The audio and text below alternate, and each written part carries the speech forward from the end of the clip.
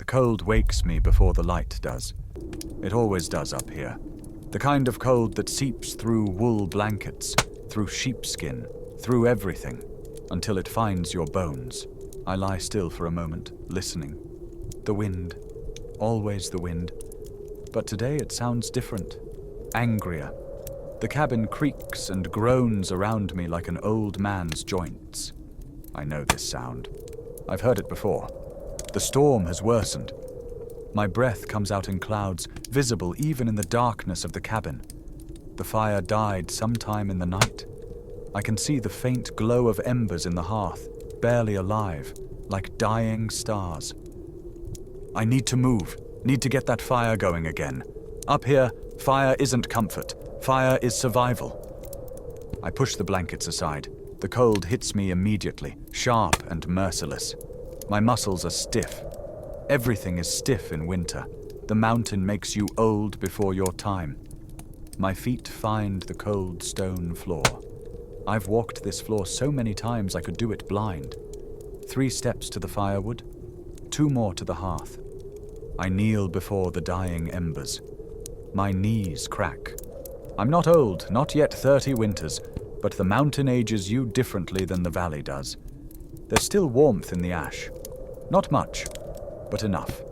I blow gently, coaxing the embers back to life. A tiny orange glow responds, fragile as hope. Kindling first. Dry birch bark I keep in a leather pouch.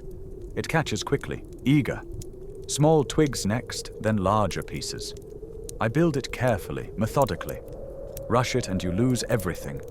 Patience, always patience. The flames grow. Light begins to fill the cabin, pushing back the darkness. Warmth follows, slow but certain. I sit back on my heels, watching the fire take hold. This is the first victory of every winter day. Wake, make fire, live another day.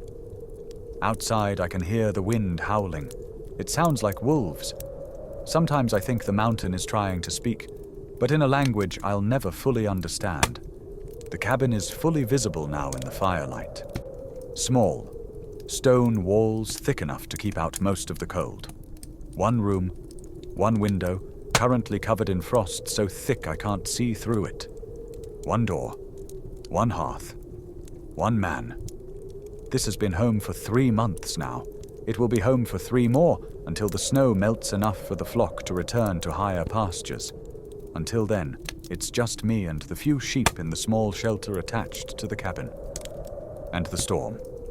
I move to the window and scrape away some of the frost with my knife. The view outside makes my chest tighten. White. Everything is white. The world has disappeared under snow.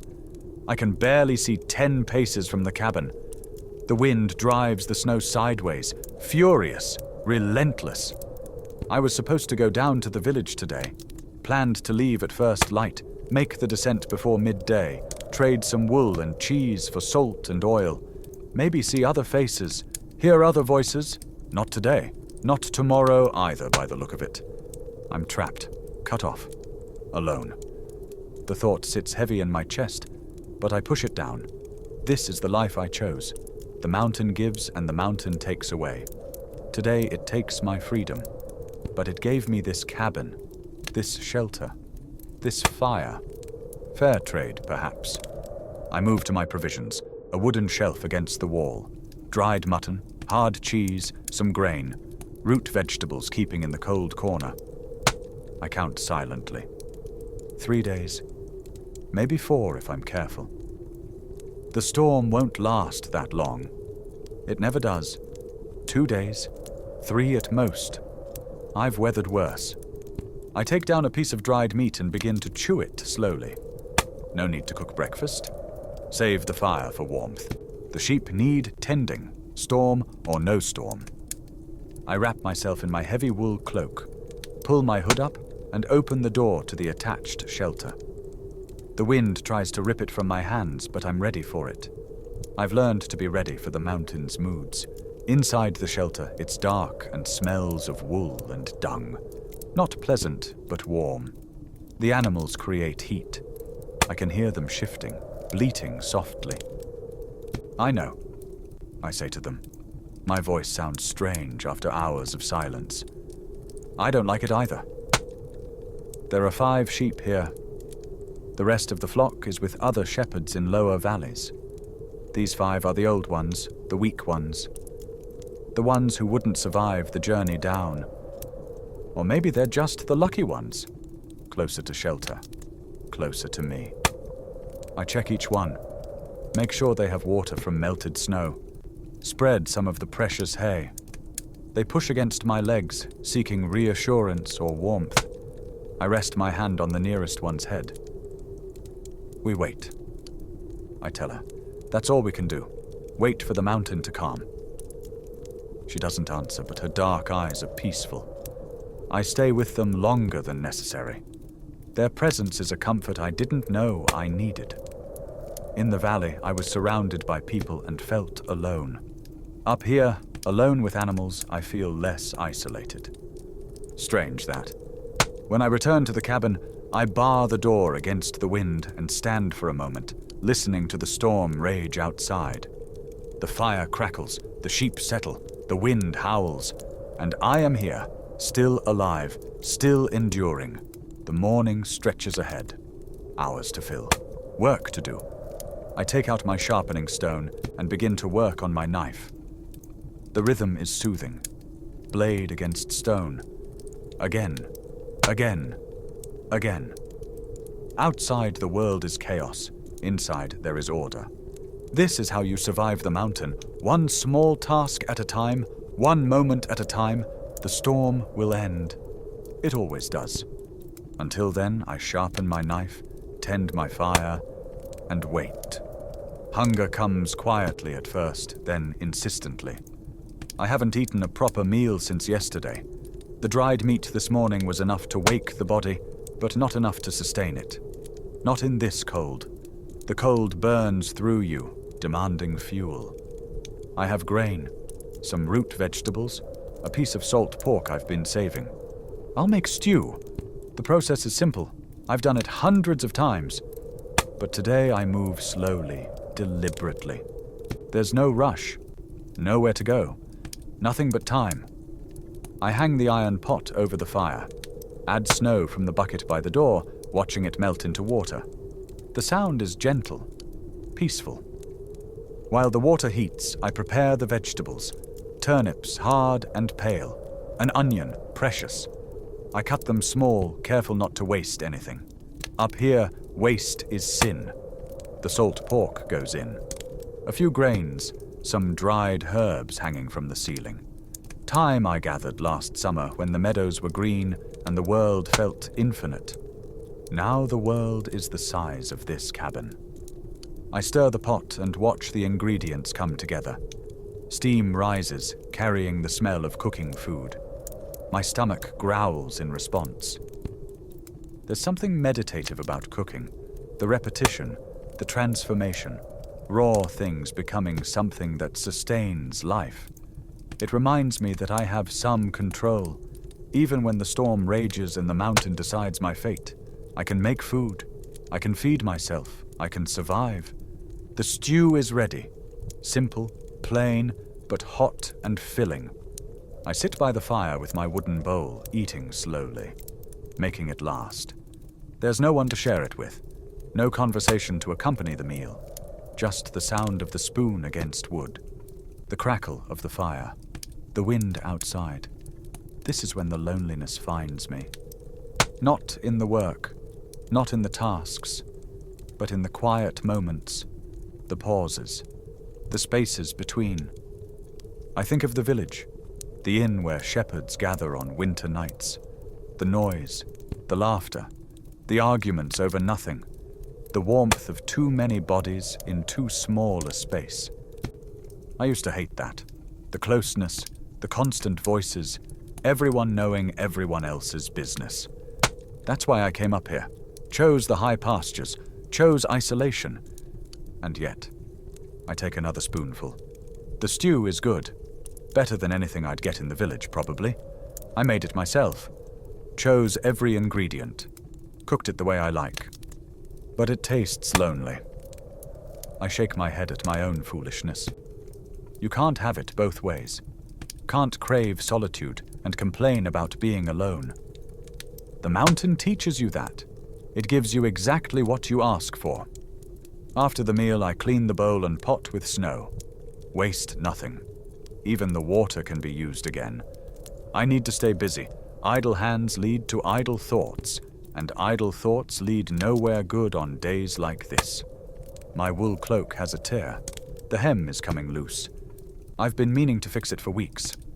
I take out my sewing kit, thick thread, a curved needle my mother gave me before I left the valley. My fingers are rough, calloused, not made for delicate work, but necessity makes you learn. I sit close to the fire where the light is best and begin to sew. The stitches are clumsy at first. I curse under my breath, pull the thread out, start again. Slowly, the tear closes. The hem holds. It's not beautiful, but it's functional. That's what matters up here. Beauty is for the valley. The mountain only cares if things work. As I sew, my mind wanders. I think of my mother teaching me this. I was maybe 8 winters old, too young to go to the high pastures, too old to be useless. She put the needle in my hand and showed me how to make small, even stitches. A shepherd needs to know this, she said.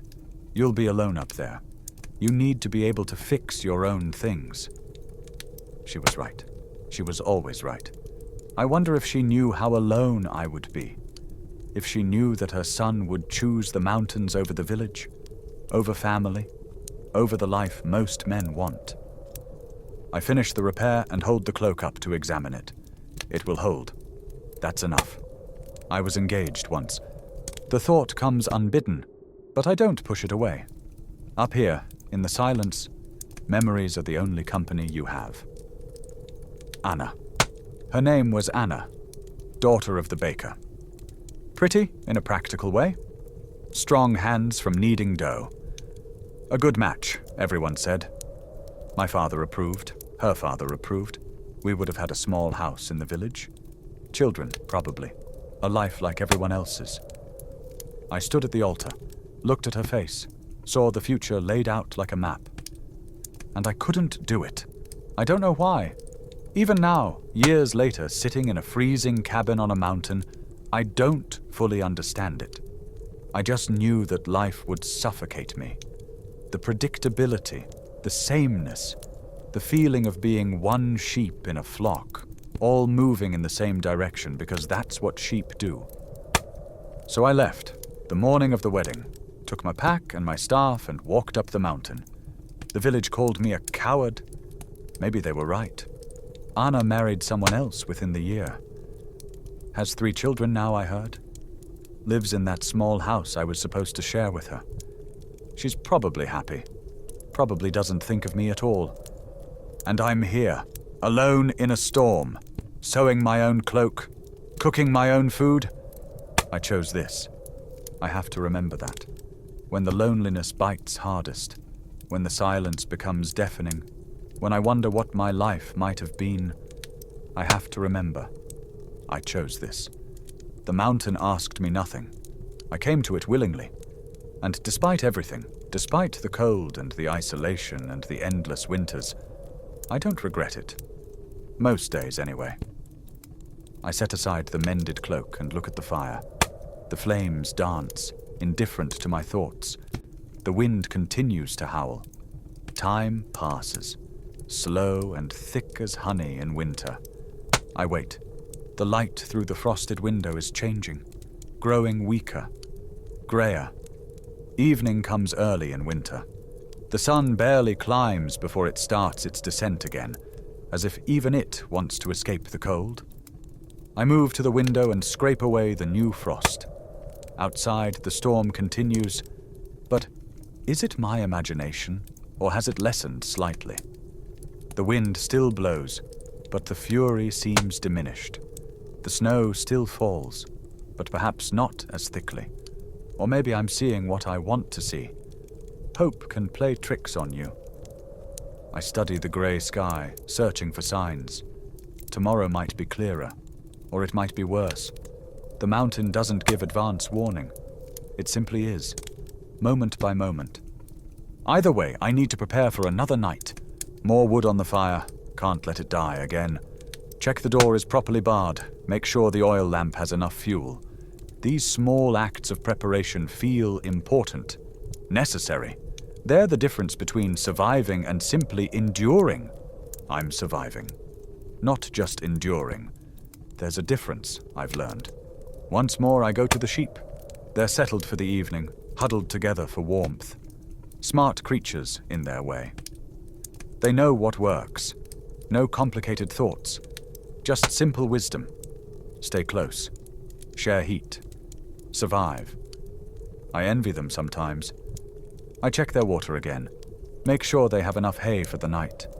One of them, the oldest ewe, looks at me with those dark, knowing eyes. Tomorrow, I tell her.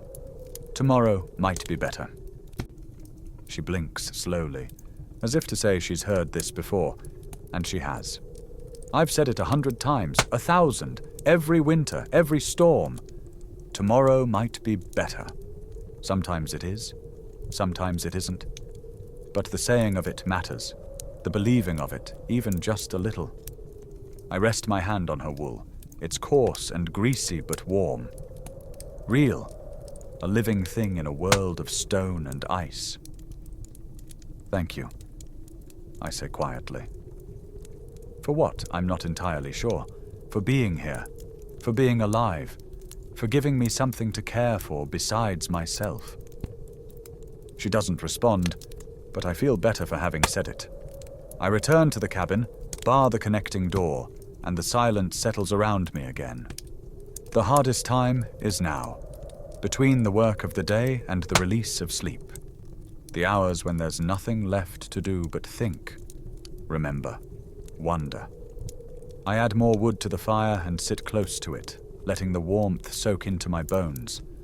My father wanted me to be a carpenter, said I had good hands for it. Could have had a workshop in the village, made furniture, made a living. But I couldn't bear being indoors all day. Couldn't bear the sawdust and the measurements and the expectation that every chair should look like the last chair. Up here, every day is different. Every storm unique. Every sunrise its own creation. Even trapped in this cabin, even cut off from the world, I'm more free than I ever was in the valley. Free to be cold, free to be lonely, free to wonder if I've made a terrible mistake. But free. The fire pops, a log settles. Sparks rise up the chimney like tiny stars. I think about the people in the valley, warm in their houses, together, talking, laughing, arguing, living lives that touch other lives. And I think about being here, alone but not lonely, isolated but not abandoned.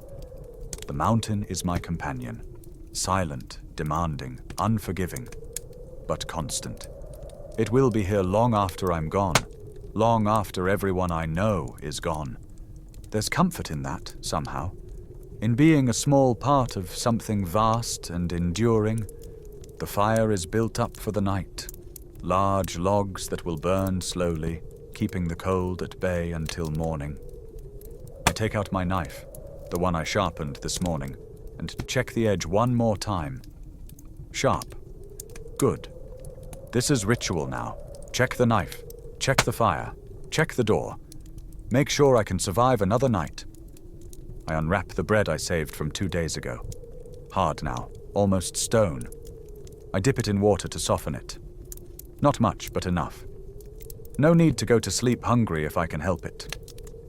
As I eat, I listen to the storm. It has quieted. I'm sure of it now. Not stopped, but quieted. Tomorrow I might be able to see the valley. Might be able to make out the distant smoke from the village fires.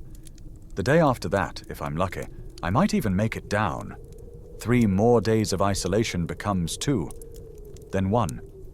Then I'll see faces again. Hear voices.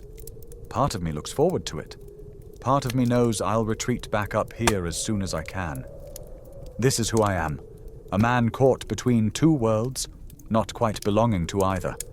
The village thinks I'm strange. The mountain doesn't care what I am.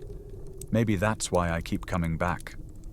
I wrap myself in the wool blankets and lie down near the fire, close enough for warmth, far enough to be safe. Outside, the wind has become a whisper. The storm is dying. I close my eyes and let the warmth and the exhaustion take me. Tomorrow I'll wake again to the cold. I'll build the fire again, feed the sheep again, wait again. But tomorrow, the storm might be over. Tomorrow I might see the sun. Tomorrow might be better. I've said this before. I'll say it again. It's the prayer of everyone who lives on the mountain. Tomorrow might be better. And often enough, it is. The fire crackles softly. The sheep are quiet. My breathing slows. I am alive, I am warm, I am here. For now, that's enough. The mountain has taught me that. To find enough in what is, rather than yearning for what might be. I sleep. And outside, slowly, silently, the storm begins to end. By morning, the world will be white and clean and new. And I will wake to face it. Alone, but not abandoned. Isolated, but not lost. A shepherd in the Alps. A man on a mountain, surviving, enduring, living, one day at a time.